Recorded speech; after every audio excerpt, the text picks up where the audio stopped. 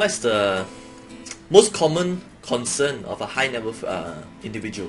What is the most common concern according to Chris' past experience of dealing with over 40 plus multi-millionaire and billionaires? You deal with billionaire? Yeah. Actually, this particular concern, actually this particular concern, I think you have heard of it quite. Most of the time, you'll be hearing it quite often, because, in fact, surprisingly, the main worries, in fact, the most commonly problem they face is spendthrift beneficiaries. Beneficiaries. Yes. That means one of the heir you're afraid one of the heir will be spending a lot of money. Exactly. You see, let's say sometimes they have 4 or 5 children or 2 or 3 children, for example. It tends to be one of them is like that, And then I mean through our experience, so this is quite real in the real world, I would say, and that actually also gives some form of problem if no proper planning is being done.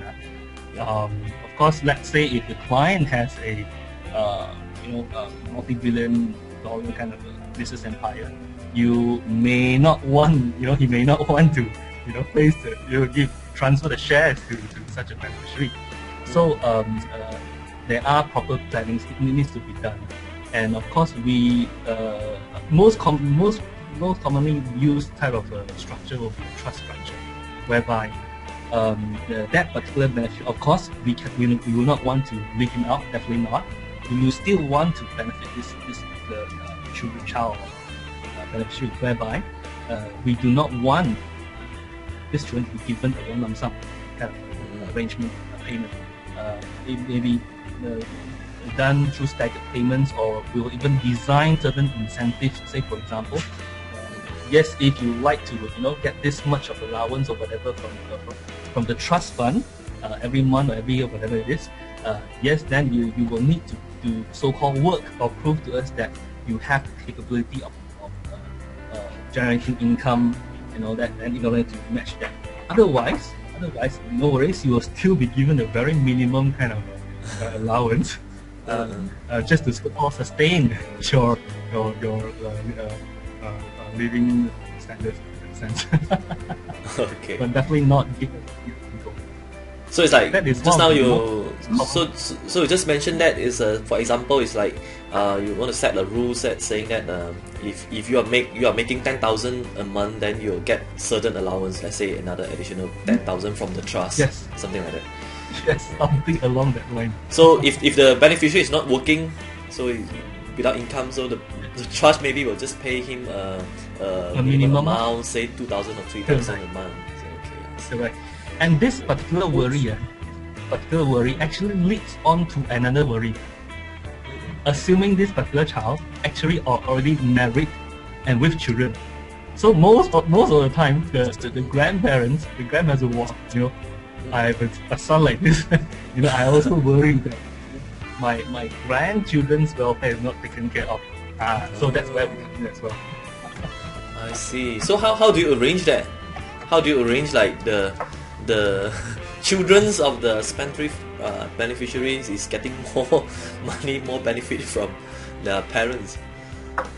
Sometimes you will hear people saying there's this type of trust called generation skipping trust. Now, what does generation skipping? Skipping, generation skipping.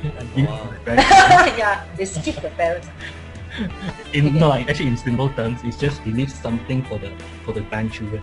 And again, this something could be cash, or it could be actually an entitlement to shares in businesses. It could be that.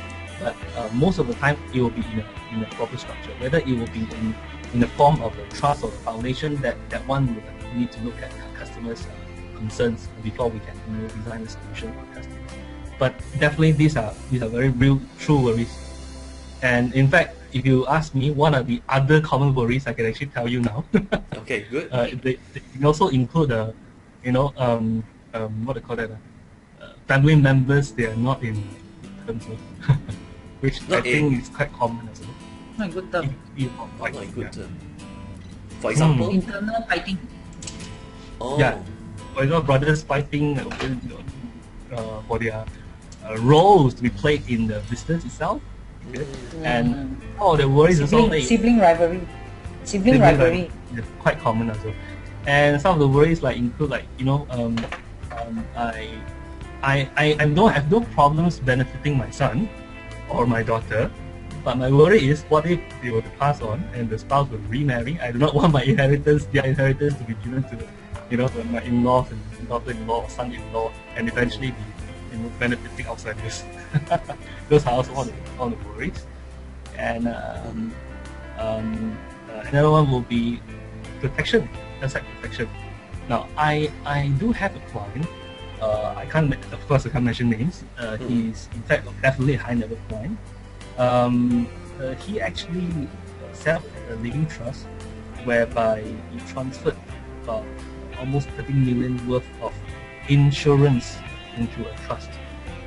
Okay, and this living trust is actually an irrevocable living trust. Why is that so?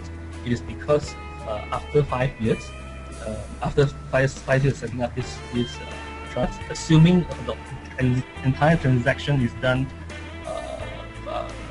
without fraud-free in that sense, okay, it's genuine. After 5 years, if anything were to happen to the client himself, basically he does not need to worry about creditors coming to claim from him over the sum of insurance proceeds which will come in after that. So that's also one of the main benefits of setting up a trust. Oh, great. So what you're saying is that one of your client actually transfer, what we call that, assign about like 30 million worth of life insurance into a living trust, and it is irrevocable. Irrevocable means it cannot be cancelled, right? And once it's done, it's already done. So when after 5 years, if there is if he's got creditor who want to chase over the money, they cannot touch the trust money, right? Yes. Great. So that's very suitable for those kind of business which is engaging in quite high risk trading or something, right? Yeah, exactly. So it's quite useful in that sense.